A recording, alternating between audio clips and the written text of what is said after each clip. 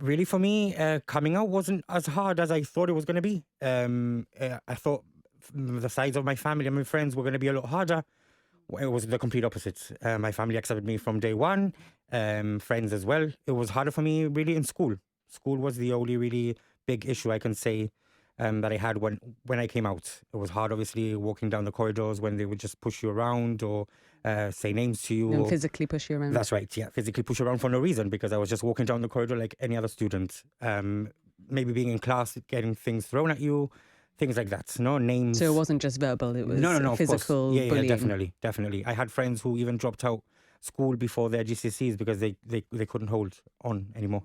I had the willpower to stay on, obviously, because my education was important, but it was really, really hard, not just for me, but for a lot of LGBTQ people around me.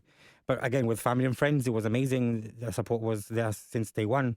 And yeah, so I'm really lucky in that sense because I know that a lot of people get ashamed from their family or they have to leave their house and things like that. So I was really lucky in that sense. I suppose in a way I'm Gibraltar's first gay activist all those years ago.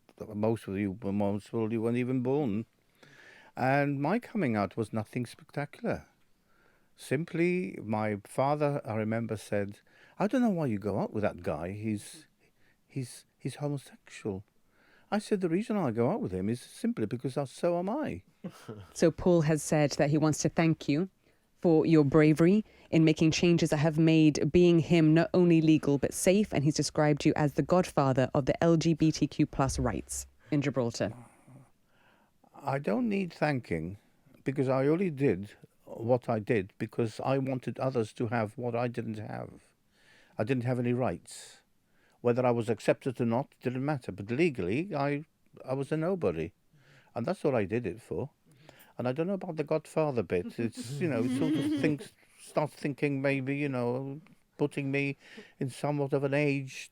You want to be in a younger category, no? I was really lucky and I feel really fortunate. In fact, my form tutor was an ex-nun and she kind of stepped in and, they kind of went against the law because it doesn't make sense for a young person to come out with something so sensitive and not talk about it for fear of, that they're promoting being gay, which is absolutely rubbish, as we all know, hopefully.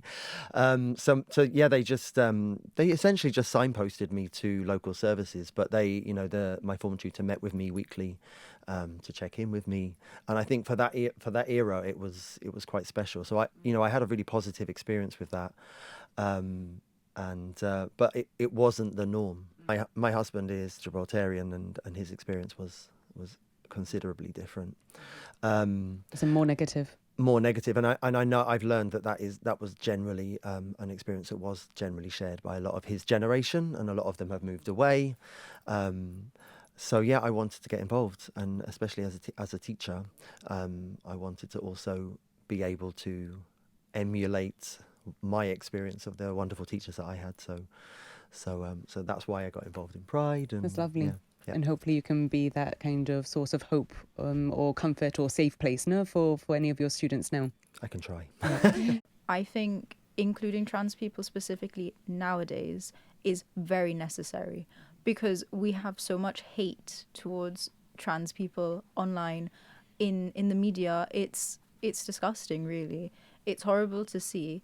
I think including them, we need to include them, and you get some very, very hateful groups of people of our community going around and excluding them. It doesn't make any sense to me. Their rights are our rights. And also trans women, specifically in Stonewall, were the ones that were fighting for us. So it makes absolutely no sense to me to exclude anyone from... And that's why I do believe in the acronym. I do believe in the Q+ as well, because it includes everyone, no matter who you are. You're there. You need to be there. You're part of the community. I just think it's ridiculous when people start excluding specifically trans people, but anyone.